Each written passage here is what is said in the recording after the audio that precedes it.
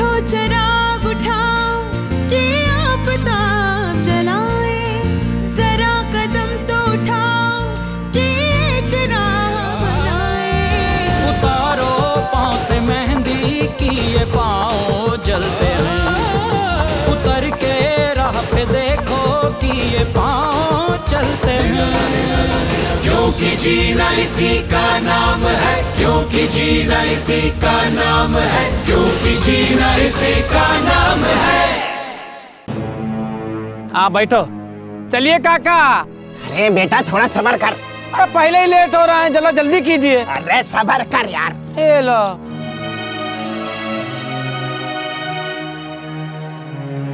अरे यार दीनानाथ कितनी देर कर दी, देखो ये जीप चलने को तैयार है। अरे कन्हैयालाल, मेरे पास शब्द ही नहीं है, मैं तुम्हें कैसे धन्यवाद दूं। तुमने मेरी बेटी की जान बचा ली। अरे दीनानाथ मन कर रहा है तो दो चार गालियां दे लो हैं? अब लेकिन ये धन्यवाद का जा मत रख भाई। तेरी बेटी और मेरी बेटी में कोई फर्क है? और फिर मैंने किया ही क्या है भाई, जो मेरी आंखों ने देखा वो मैंने तुझे बता दिया। अब मैंने ICTC में जीत को देखा तभी समझ गया था कि कोई न कोई गड़बड़ तो है।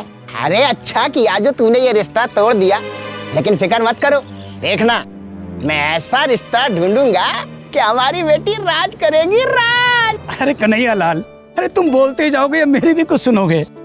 भाई लक्ष्मण तो हमेशा राम की सुनता है, कोई रावण की चौपाई थोड़ी गाएगा। बोलो भैया बोलो।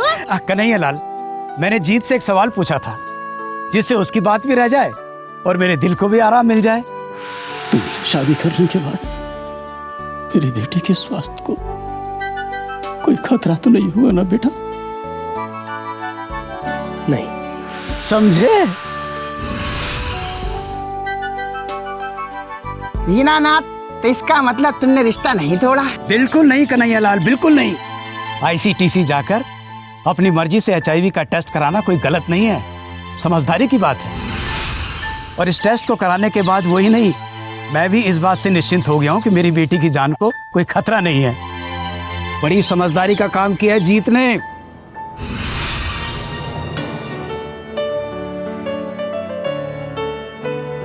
वो देखो आ रहा है। आओ बेटा आओ। बाबूजी ये लीजिए। जीत नमस्कार कन्हैयालाल जी, नमस्कार। नमस्कार नमस्कार। अरे लीजिए आप भी वो मीठा कीजिए। अरे लीजिए। खाइए। भाई बहुत बहुत शुक्रिया आपका। भाई अगर आप ना होते तो इतने सुलझे हुए आदमी के दर्शन कैसे होते? अरे बेटा।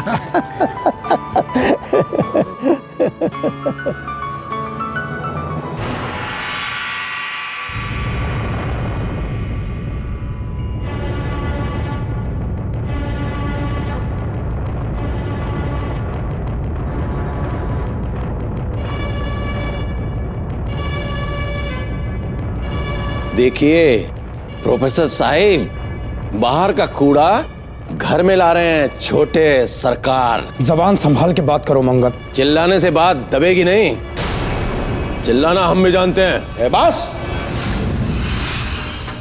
मंगत,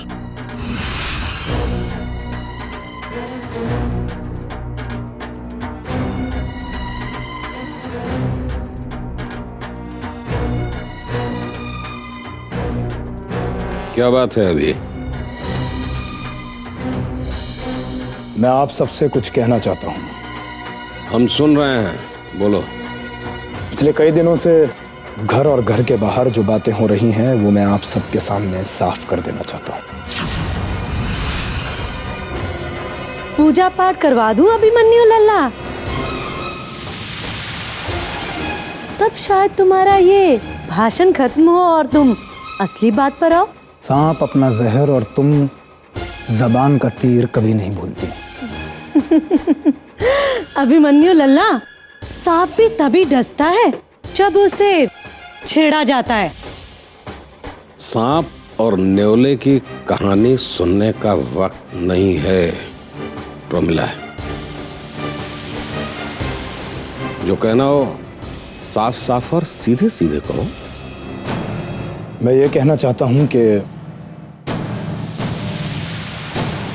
मैं कमला जी से शादी करना चाहता हूं।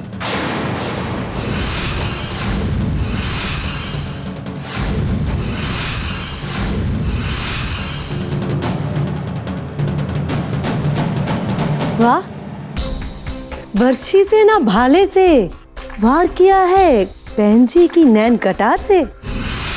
वाह वाह वाह अभिमन्यु लल्ला, वाह क्या नाम रोशन किया है बड़े घर का। वैसे किस लायक है ये बहन जी जो तुम इससे। तुम किस लायक हो ये मुझे बताने की जरूरत नहीं। घुंघरू आज भी बनारस में बजते हैं और ताता थैया बड़े घर में शुरू हो जाता है। आप लोगों की बातों से मुझे कोई फर्क नहीं पड़ता, क्योंकि मैं फैसला कर चुका हूं कि मैं कमला जी से ही शादी करूंगा।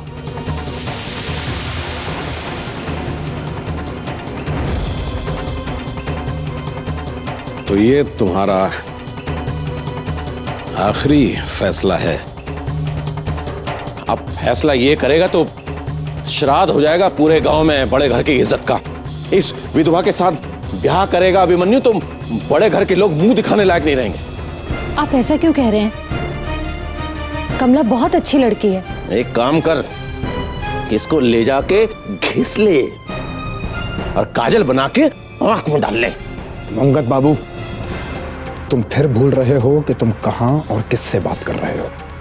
वो तो तुम कब क्या बोलते हो मैं अच्छी तरह जानता हूं। मैं कमला से ही शादी करूंगा।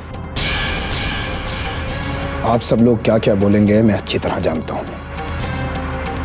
नहीं जानता तो बस एक बात। वो क्या अभी?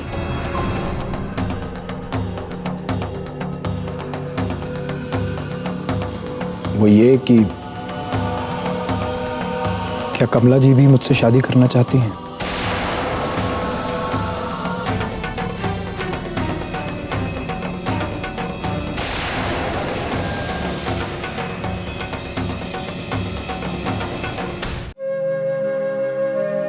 आप अपने सवाल का जवाब जानते हैं अभिमन्यु जी। पर बाकी भी तो जान लें कि आप फिर से विधवा दुल्हनिया बनने जा रही हैं क्या? अभिमन्यु जी, अगर मेरा जवाब हाँ नहीं होता तो आज मैं यहाँ आपके साथ खड़ी नहीं होती। मुंशी, तुर्री बजवा दे, तुर्री। बहन जी बहू बन के आ रही है बड़े घर में, बजवा दे, तुर्री बजवा दे। और साथ में ये भी कहलवा देना कि बड़े घर की तिजोरी पे लक्ष्मी जी की नहीं बहन जी की फोटो लगेगी। क्यों? इसीलिए हाँ हाँ की ताल लगा रखी थी ना तूने। मैं ये तो जानता था कि इज्जत लेना या देना तुम्हारे खून में ही नहीं है, पर ये नहीं जानता था कि तुम कहीं भी बेहूदगी की दुकान लगा लेती हो। दौलत और शोहरत बहुत देखी है मैंने, अब उस पर बैठने का मुझे कोई शौक नहीं है। तुम कहना क्या चाहते हो?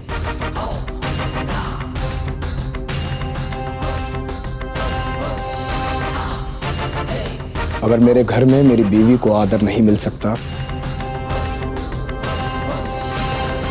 तो मैं ये घर छोड़ने के लिए तैयार हूं।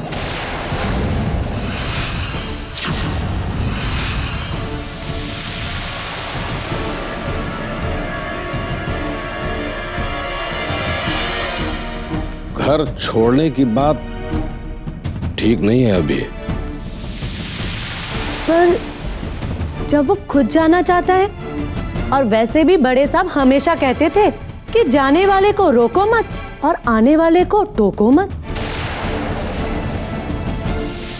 बड़े साहब गजेंद्र क्या कहते थे यह हमें तुमसे सुनने की जरूरत नहीं है।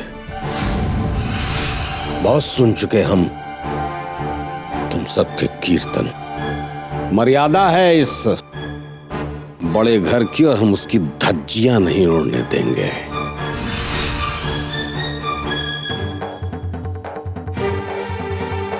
अब मन्यु का हक है इस घर पे, लेकिन प्रोफेसर साहब एक बहन जी बड़े घर की बहू। मगर जब एक बहन जी इस घर की बेटी हो सकती है तो फिर आशा बहन जी इस घर की बहू क्यों नहीं? ब्याह करने का फैसला किया है अभिमन्यु ने। अपना जीवन साथी चुनने का अधिकार है उसे। अभी तुम कहीं नहीं जाओगे, हम देंगे आशीर्वाद तुम दोनों को, और साथ में माफी भी मांगेंगे इन सब के व्यवहार की, इस घर की बहू से।